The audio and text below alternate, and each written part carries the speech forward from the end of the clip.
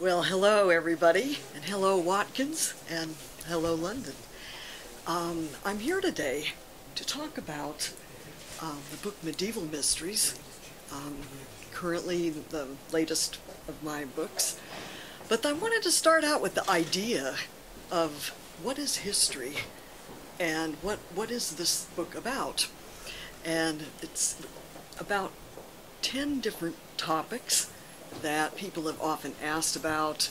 In particular, this book focuses on the High Middle Ages, and I think we need to start with the idea of how history comes down to us. How is memory encoded through time? How does it reach us? Now, history can be transmitted many ways.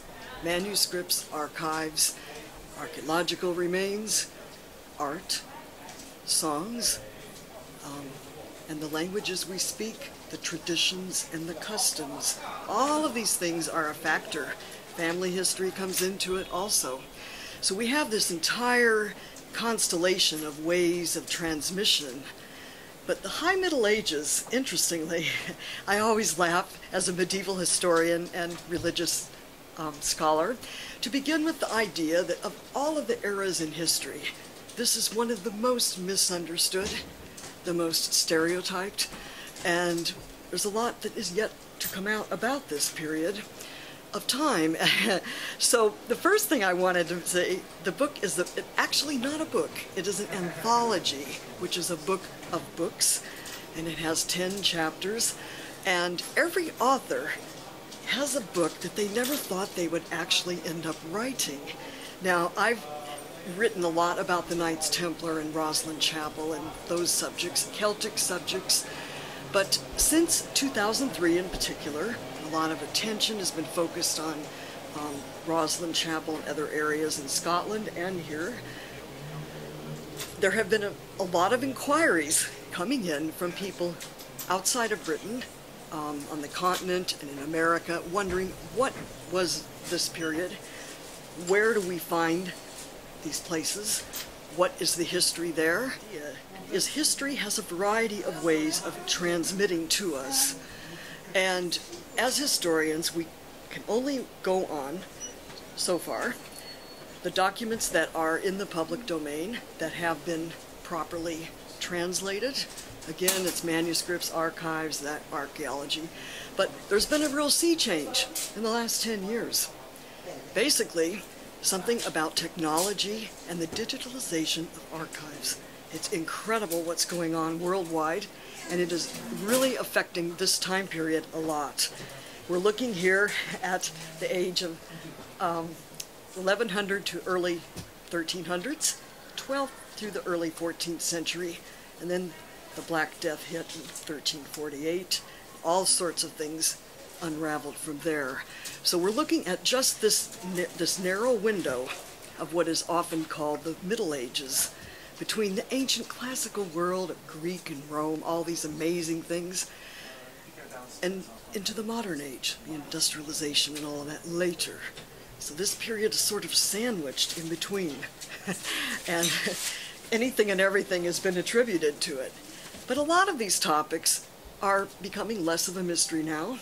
Partly, even just 3 weeks ago, some new documents came in Spain about one of the subjects I've written a lot about, and I look forward to seeing them at the Bodleian soon. That would not have been possible 5 or 6 years ago. Why? Because a lot of documents were actually filed back in the Victorian time and earlier times, and they were often misclassified regarding region. Like in Scotland, for example, a lot of the records that actually ended up relevant to medieval Scotland, depending on where the border was at any given time, a lot of those are found under northern England for a long time. So they're now getting all reclassified. So we're finding out far more. So that's one thing. So we have many ways of encoding memory. But as we know, of course, in the Middle Ages, the Inquisition was a very powerful force. The whole period was not just serfs and Black Death and kings and queens and empires. And as a historian, I've always felt very strongly, I am here to help you facilitate your quest So I've given information in this book, all these inquiries that come in about the topics, and I'll name the 10 subjects and explain what I did with it. The first one is the Knights Templar, Order of the Temple. The second chapter is the Mary Magdalene Shrines, which there were certainly quite a few of, and there's a big peak of interest at that time for various reasons. And then the Black Madonnas, which is becoming, again, we're seeing a renaissance in that now, pilgrimage sites, here as well as on the continent. And then the Grail and the Grail quest, from the manuscripts to our own heart and soul searching, which still goes on, reverberates many centuries later. And we have the Cathars, incredible story, which I've outlined there for you. And we have the troubadours and the medieval guilds, the craft guilds and the artisans. This period did show a real rise in that activity because of the growth of towns, commerce, and all this travel. It wasn't just religious pilgrimage. We usually think of required pilgrimage and trudging along. We actually have different types of pilgrimage. Sometimes you went because you were a heretic on penance pilgrimage. Others were merchants made pilgrimage to find the best cloth in Italy, whatever, to sell in Champagne. All these kind of things. Very big dynamics.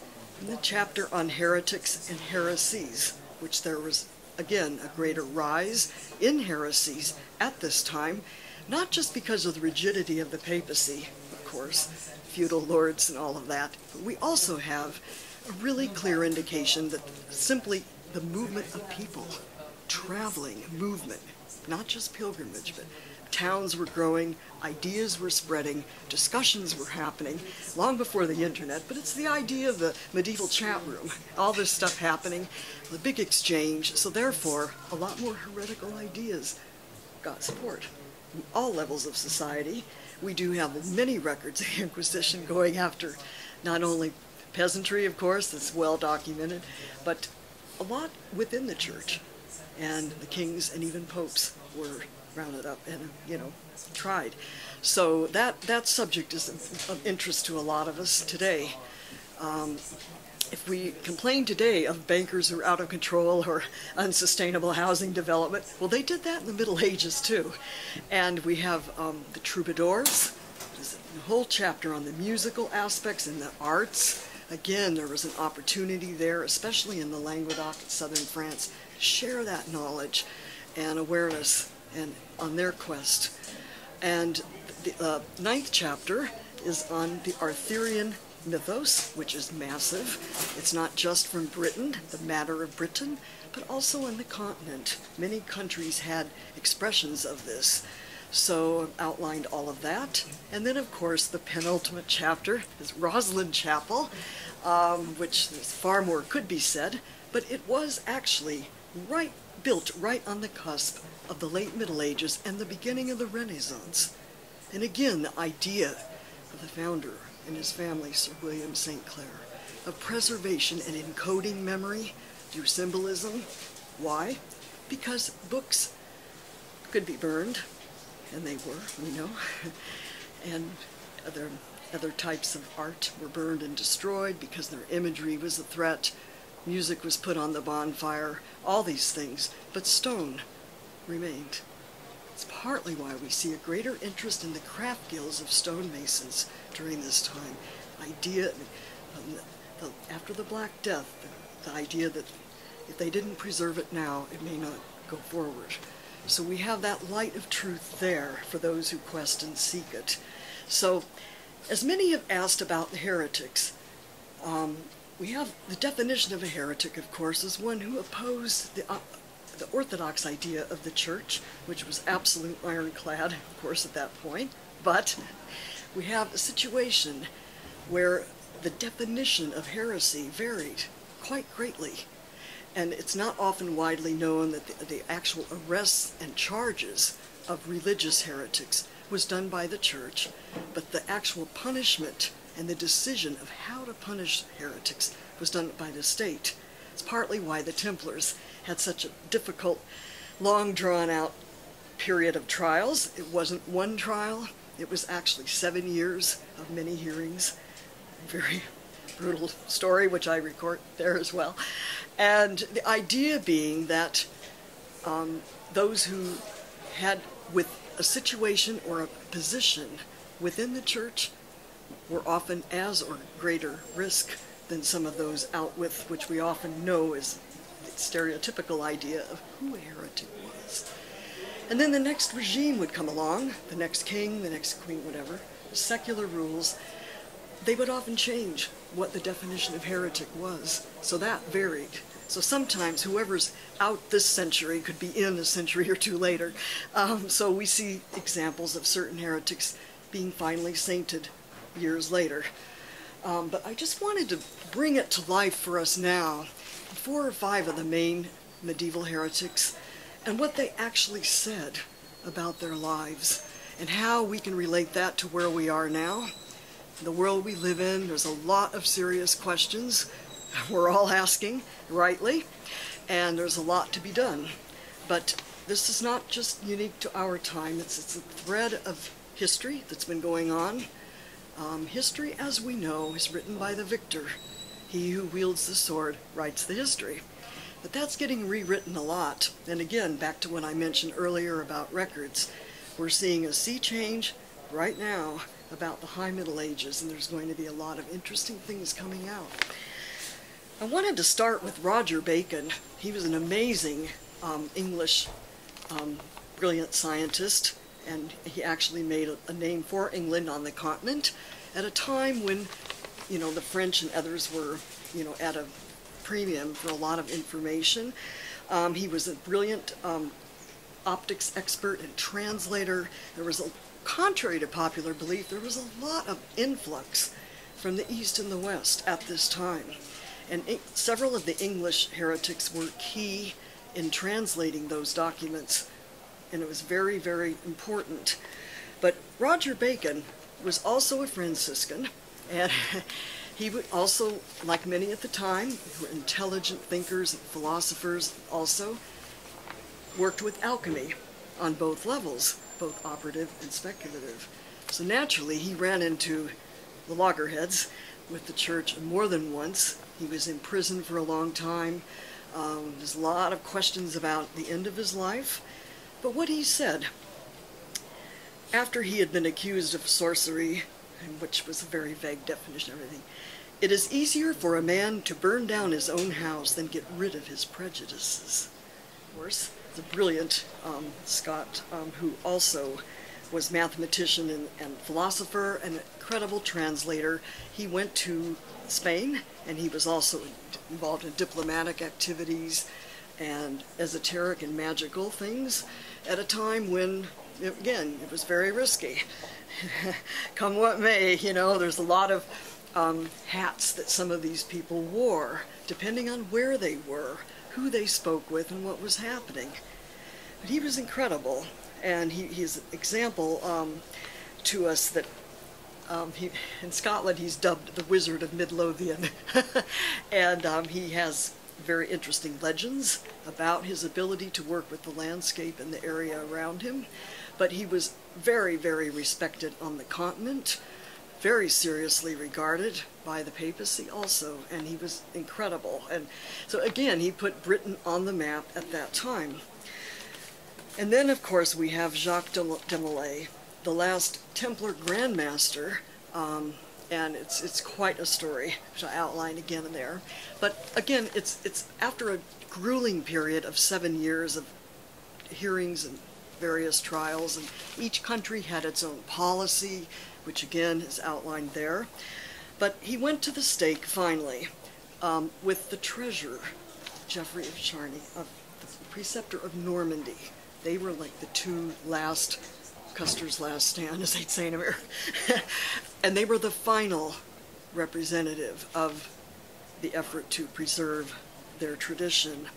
But by all accounts, it was an absolute watershed, because the Templars were so respected initially, no one could believe they would round up the Knights Templar. I mean, it was like a tabloid story.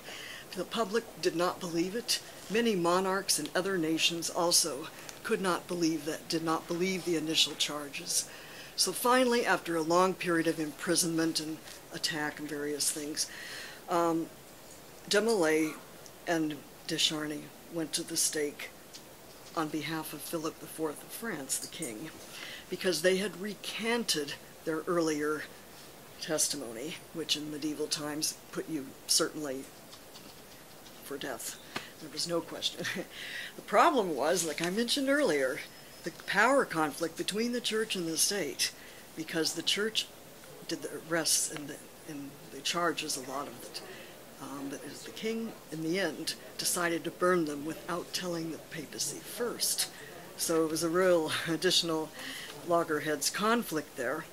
But what I find so intriguing, and this man, whoever ended up writing this down, we think it was 14th century Geoffrey de Paris, but his words as a live witness at this burning, the cardinals there could not believe these two men recanted their testimony, knowing that they would go to their death. But de Molay was said to have said something to the effect of, "Before heaven and earth, and with all of you here as my witnesses, I declare, and I must declare, that the order is innocent. Its purity and saintliness is beyond question." He recanted his testimony, saying they're innocent. So, but the final words of the historical verse chronicle of the live witness present at this incident says, this is interesting, it's unusual for a medieval document, it's my final thing. "One can easily deceive the church, but one can never in any way deceive God. I shall say nothing more. Whosoever desires may add more." So it's very interesting. And we have a series of crises with about 1244 when Montségur fell to the Cathars, compliments of the Dominican order. Largely, they were started to stamp out this very threatening Albigensian crusade. But Cathars were amazing, very noble and very interesting. A lot of their theology and support for the troubadours, they had some of the same patrons as the Templars. So it's very interesting that the last troubadour from Narbonne died in 1292, the same year as Roger Bacon. It's like this year, this started, the crunch came at that time, late 13th century. And his whole mission was representative of what the troubadours, in a general sense, the thrust of the meaning of it, was about joy. It was about love. It was about a higher form of love, a fine love, they called it. So his last words were one of the troubadour. "So that before long we shall be able, lovers and ladies," so that the poets could remember the recitation and the patterns. But a troubadour was not a minstrel. The troubadour wrote his own songs. A minstrel was an entertainer, so go through all the changes and many types of music. We think today a troubadour is just anything from a very talented folk singer, great ballads. Dylan was initially called a troubadour when he, fitting actually. But you know, there's all these medieval themes and mythic ideas that have come down to us. And one of them is Joan of Arc. And of course we know Joan of Lorraine. She was a young girl who fought very hard for France. But she was accused of several things. She was a visionary, and she was eventually rounded up. And again, her story is harrowing. It's incredible. But her last words are absolutely incredible as she was led to the execution pyre. This is a reminder for us today as well. One life is all we have, and we live it as we believe in living it. But to sacrifice what you are and to live without belief, that is a fate more terrible than dying. I am not afraid. I was born to do this. And then they let the... now, so the question really for us, do any of us, have this kind of courage today? this kind of absolute determination and belief. Stick up for what you believe in, no matter what. We have to keep their memories alive, and there are many good people today doing equally good things. And one of the famous medieval Templar battle cries, the famous motto on the battlefield, is no Templar was allowed to leave the battlefield when their standard was up. There's a black and white flag called a Masonic. And the battle cry was called Carpe Diem, seize the day. The idea of seizing the day in your life, in that spirit, is something that a lot of people today seem to really resonate with. Again, that comes from the 12th century. So there's all these things we can bring in from this period into our life now, but the main thing is our quest, and myself included. It's very interesting what we can learn from the past and all the different ways that it comes through, and part of that great strain of tradition through the ages. But we need to keep their memories alive and more. It's a testament, another strand to the tapestry of the perennial wisdom through the ages. And this time was a flowering, the time of the stained glass and the cathedrals and the Grail manuscripts and everything. So it is an example. It does bring with us some new things to think about. So I always say to people now, wherever you are in your quest, honor it, follow it, be true to it, and remember to seize the day. Popular question. However, Freemasonry as we know it today began actually in much, much later, 1717 here in London. So for the High Middle Ages period, it was mainly stonemasons' guild. And I've spoken with a number of Masonic historians from several different types of Freemasonry over the years. And not all of them agree. They're still working out some of the details of their own traditions. But they all agree that, of course, stonemasons had a lot to do with it, but it wasn't the only stream. So technically speaking, the Masonic explosion, you might say, began like many other things in the 18th century. It's mainly in 18th, 19th, even early 20th century flowering. Some of the roots are mythical. Some of the different degrees and grades are very fascinating. They have a lot of sometimes medieval connotations, but it's not really technically a medieval subject on its own. Okay, Magdalene shrines. There's so many, and again, a lot of the pictures in the book relate to where someone can go, and that reminds me that the appendix for this book is many have called rather massive, but it is, again, a service to you as a facilitator for your quest of where to go. In the back, all of the prominent medieval Magdalene shrines, and also a separate appendix for the Black Madonna. So they're often, some of them are found in the same locations. Again, it was the rise at this time of not only the Gothic cathedrals, Arthurian manuscripts and the Grail, but it's an awareness of the divine feminine that came through in the church at that time, spearheaded in France. It was very important, and it hasn't stopped. In fact, if anything, the interest in the Black Madonnas and Mary Magdalene is increasing. And people have many questions. Where can they go to see this? Not just a church, not just the traditional shrines, but paintings. Many museums have very fascinating works of art. I've been looking into some of those about a lot of these topics.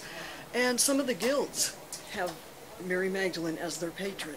So that was a big thing in the Middle Ages, including one of the 18th century Masonic orders is dedicated to the Magdalene. So there's a lot of acknowledgement of her, especially in the 12th, 13th century. Yeah. We're actually exploring a lot of new documents that have come. They were classified under other categories, and this is what we often see. Like example, certain topics are classified under country, others are under the founder or the individual. Back in Victorian times, for example, not all that information was known. So now, if you do a search on someone, it pops up cross-referencing. That's basically what I was trying to get at. So you'll find it several different routes to get to that, but it wasn't the case even 20 or 30 years ago. You know, you had to look under one thing to find that. So there is a whole plethora of all sorts of things popping up, and also art history, artifacts, visual. It's just really amazing. Again, but the question about the high Middle Ages is 1100 to early 1300s. That narrow band is what this book is about. But I have since found manuscripts in the National Library of Scotland that pertain more to France or Germany. You go to France, you find things that connect with Scotland and Denmark. I mean, it's amazing. But I think technology is, in the future, every year is just like an explosion, and more becomes aware, more ways to quickly access things. It's just a sea change. So it's really going to be great to help clarify what happened in this fascinating time. It is stereotyped a lot, but you know, we all like a good novel and a good Hollywood film, myself included. But you know, I think we're going to see a new era. A new time is coming. I mentioned every author has a book they never thought they would write. This book has been in the works for 15, 20 years material, but the other books are more one subject focus, one issue or one topic. But this book is an anthology technically. It's sort of like a Bible. It's a book about other books.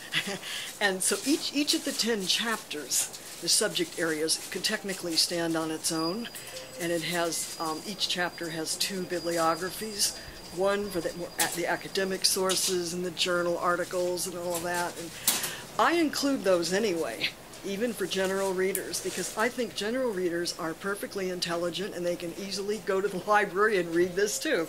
I don't think it should be in the ivory tower, and I've gotten some flack for that, but I don't care. And the other thing is, the second bibliography is for general and related books about that chapter. And that's where we get into some of the really fascinating books being done today. But I think ultimately, back to this the archives and the digitalization, all of that, it's bringing to the fore the actual facts. And so we don't actually need to have outrageous sensational theories or excess conspiracy theory any longer. Yes. Obviously, I'm from the States originally. I came here in 1990 to the University of Edinburgh to do medieval history and Scottish history, and also to learn Gaelic and play the harp. Can't do that in America. And we can't look at the actual medieval archives or the sites there, so I turned down a really major university to come to Edinburgh. And then the rest took care of itself and kind of unfolded. The visual arts and art history became very important, and curating and things like that. And then after about 12 or 13 years, I moved to Oxford, my husband and I at the time. And so I've been here about 13 years in England, so I've been here 25 years. And it's the land of my ancestors as well, both Scotland and England. But again, it's the idea of the questing and also the music. I am a musician. I play the harp and the flute, piano, and things like that. So I'm, in fact, currently delving into the codes some of the musicians had in this Renaissance and Middle Ages. It's quite interesting. There's new music that's coming to the fore now, and new lyrics, new things they know that came from Cathar's source, for example, which they didn't know 5 years ago. So it's helping us understand the full picture a bit better. But I'm sorry. Oh yes, my home away from home. Afraid so. Yeah, yeah. Or the V&A here, you know, the art stuff. But yeah, it's interesting, and yeah, I enjoy it very much. But it is, you know, I laugh and say, you know, Umberto Eco got a lot of it right with the name of the rose. You know, hunched him over a document. I think, oh, I feel that way. You know, they have a little tablet now, but you know, it's like a parchment and a pen. But you know, we have a job to do too, and that we ferret out the good stuff, the goods and the truth and facts, as we can. But again, it's always a question of interpretation and cross-referencing, and that's where it gets very, very interesting. I think that the digitalization is offering that possibility. How is this related to that, and this person, and that movement, and this is what is now becoming clearer. So it's in that sense, here's to the internet. It's really been a great thing. And but the most important thing is all of us in our quest, where we are, what we're about, why we do what we do. And I think the merging between past, future, and present is very clear when people are interested in some of these subjects. They want to visit the places now. Here we are today, 21st century. We all are here. We have some interest in this 12th century, 13th century. It's perennial. Its power, it's greater than us. It's greater than the events and kings and queens that come and go.